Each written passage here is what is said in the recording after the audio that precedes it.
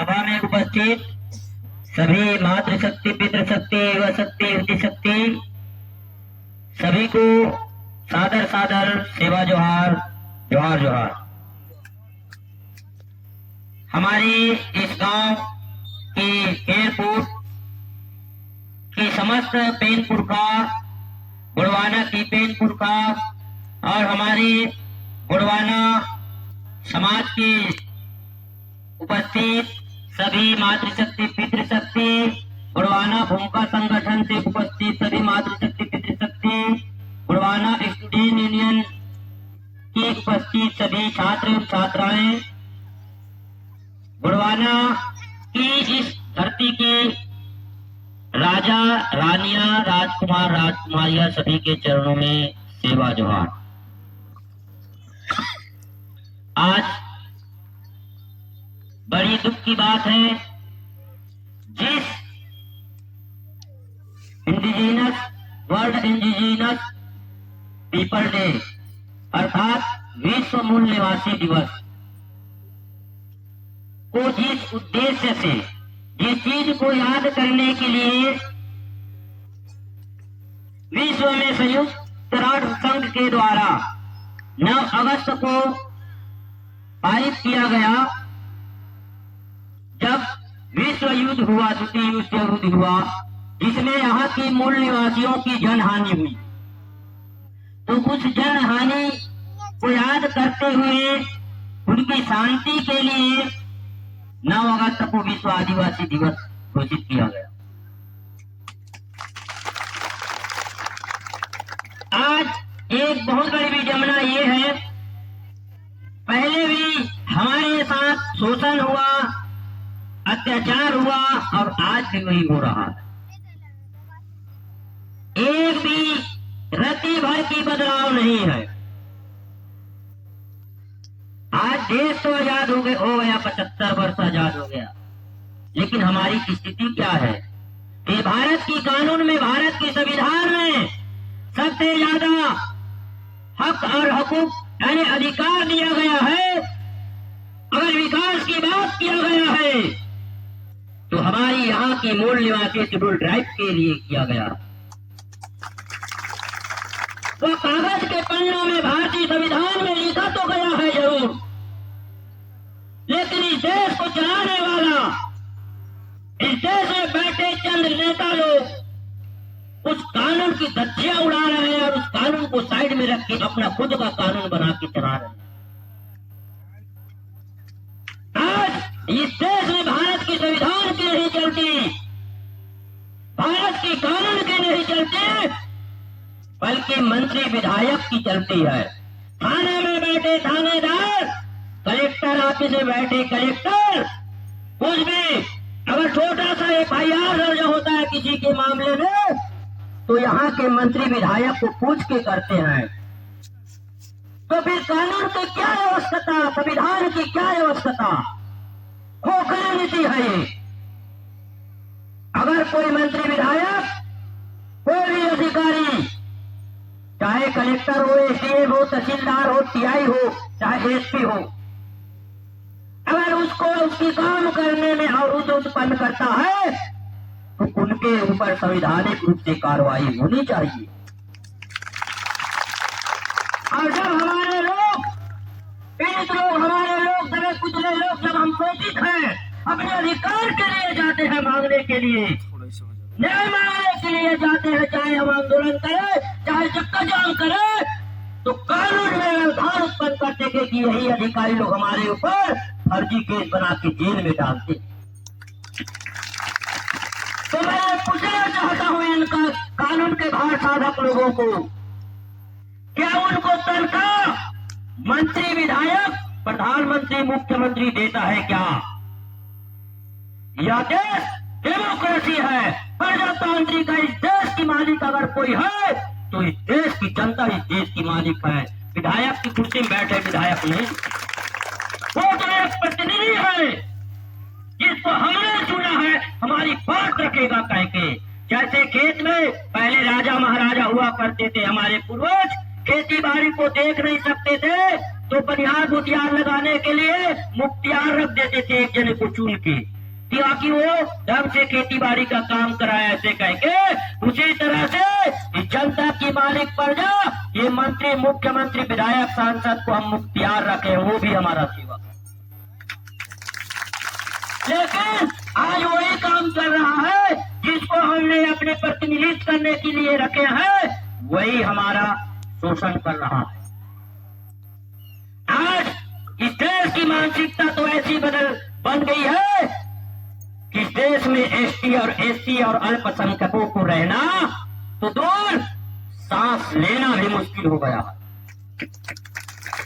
यह बीजेपी और कांग्रेस की बात नहीं है। हम लोग सोचते हैं कि बीजेपी और कांग्रेस ऐसा कर रहा है।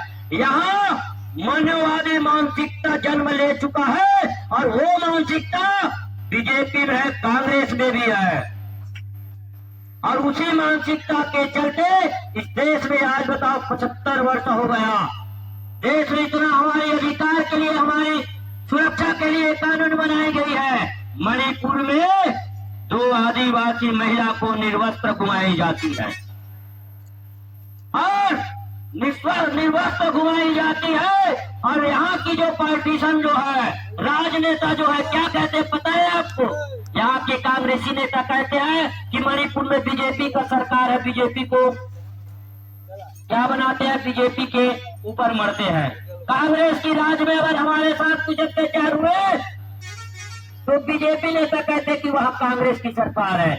यहाँ दुर्भाग्य इस बात की है कि देखने की जो दृष्टिकोण राजनीतिक दृष्टिकोण से देखा जाता है, धार्मिक दृष्टिकोण से, वह किसी स्वर्ण की महिलाओं के साथ होते तो पूरे भारत चलता।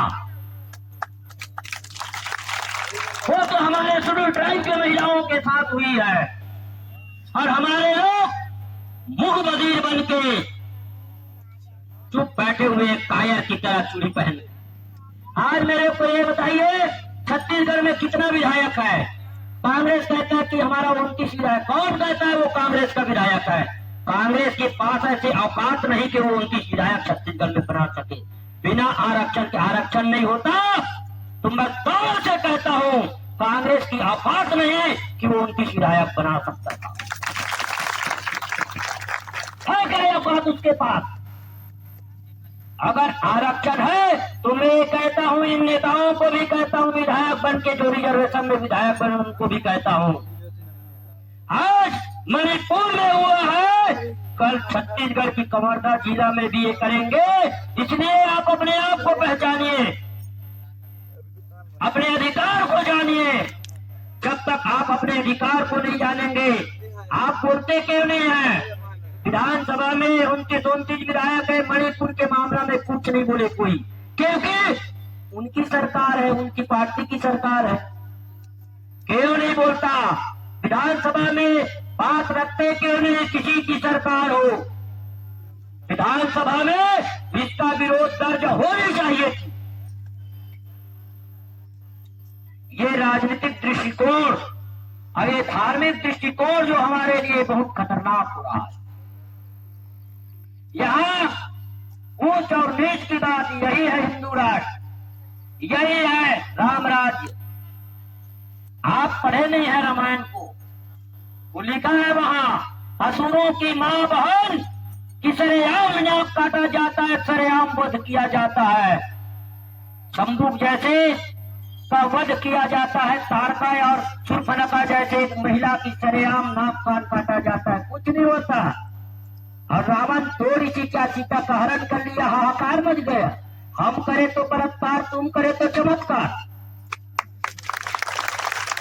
क्या उस असुरों की बहन बेटियां महिला ने किया जिसका वध राम ने किया?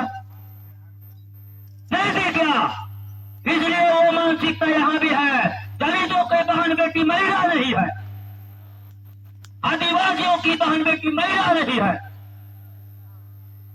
आज उस समय वे उच्च नीच की भेदभाव थे, आज भी उच्च नीच की भेदभाव है। न्याय देने के लिए जाति देखा जाता है, न्याय देने के लिए धर्म देखा जाता है, और उसके आधार पे उनको न्याय मिलता है। आज हमारे लोगों को, तमाम लोगों को जेल में डाला गया। अब आज हम निकले तो कहता है बीजेपी वाले, बीजेपी समर्थक हमारे दोस्त हैं, वो कहते हैं कि नहीं ये कांग्रेस की सरकार में हुई, कांग्रेस ने करवाया, आपको जेल भेजिए। कांग्रेस के कोई हमारे कुछ मित्र हैं वो बोलते कि नहीं ये बीजेपी आरएसएस वाले करवाए तो उनको जेल में डलवाए। अरे हमको पता है क्योंकि किसने आग लगाई, किसने घी डाला और किसने रोटी सेका। हमको कोई गुमराह नहीं कर सकता क्योंकि हमको अपना दुश्मन पता है, कौन हमारा दुश्मन है, कब हमको किससे लड़नी।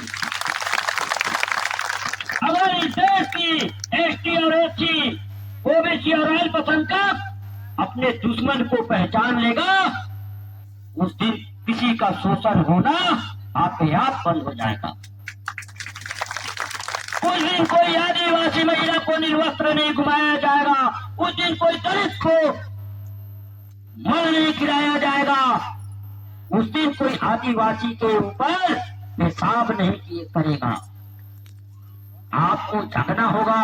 आप ये कह रहे हैं हमारी ये भ्रम है कि हमारी लड़ाई को वो नेता लड़ेगा, हमारी लड़ाई को ये लिंगो लड़ेगा। अपनी लड़ाई को आपको खुद लड़ना होगा। जब तक आप अपने लड़ाई लड़ना नहीं सीखेंगे तब तक आपका शोषण होता रहेगा।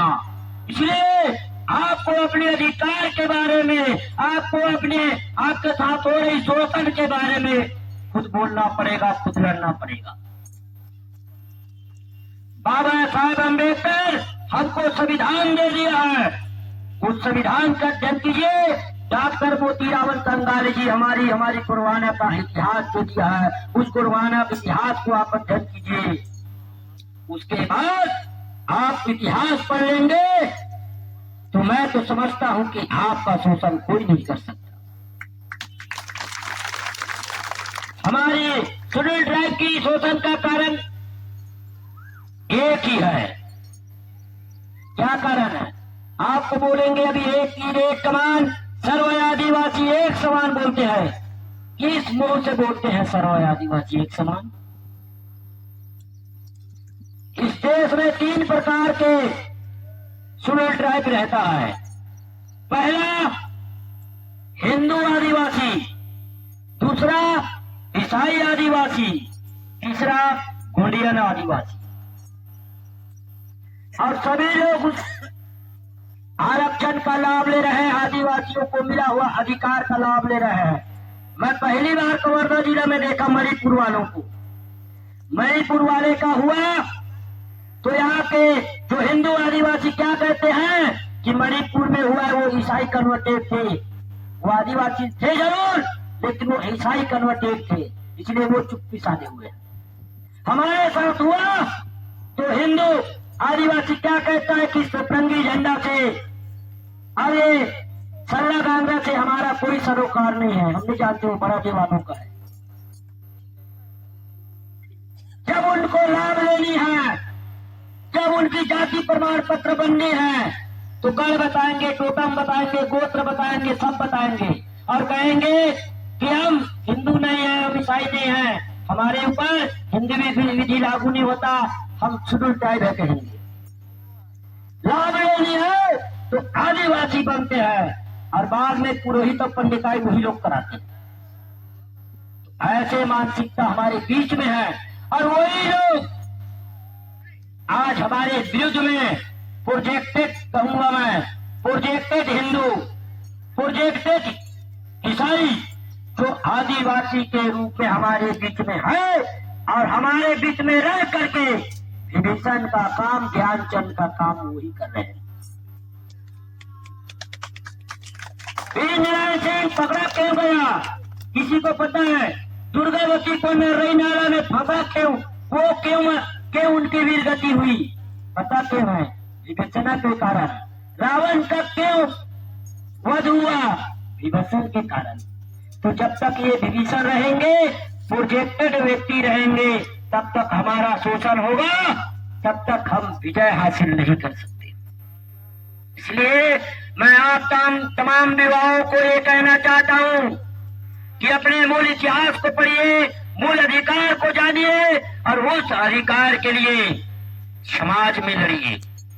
आज हर समय पुलवामा गणतंत्र पार्टी के ऊपर एक ब्लेम लगती रही कि ये समाज में राजनीति करती है, समाज में राजनीति करती कह के वो प्रोजेक्टेड जो आदिवासी है उनकी ओर से लगती रही।